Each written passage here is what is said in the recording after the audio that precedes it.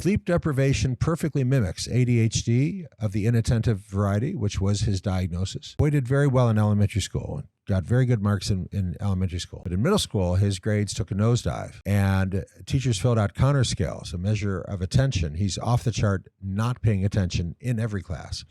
They take him to a board-certified child psychiatrist. Child psychiatrist does an assessment, looks at the counter scale, says, well, you're not paying attention to any class. Certainly looks like attention deficit disorder. Let's try Vyvanse and see if it helps. Vyvanse was tremendously helpful. Teacher called mom the first day he was on medication and said, wow, what a difference. I had no idea Justin was so bright, so smart. Oh, my goodness. Tremendously helpful, doing much better on the medication.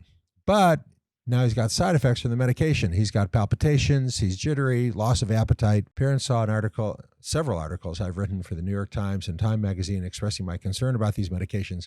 They bring him in to see me for a second opinion. And I do a more careful sleep history. I say, does your son get plenty of sleep? Mom says, absolutely. We make sure in his bedroom every night at 9 o'clock, wake him up the next morning at 6. That's 9 hours. That's enough, don't you think? I say to the boy, do you have a video game console in your bedroom? He said, of course. Doesn't everybody? I say, were you playing last night? He said, yeah.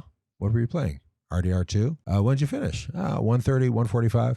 Mom's like, you were playing video games at 1:30 last night? I said, is that pretty typical? He said, yeah, sometimes 2, usually 1:30. He needs 8 or 9 hours of sleep a night. He's getting less than 5. He is sleep deprived.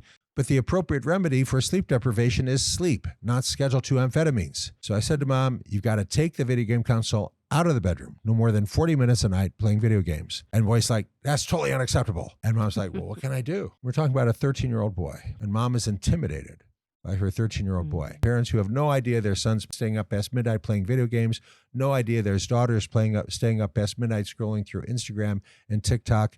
That also is what I mean by the collapse of parenting. Parents who are failing to do their jobs.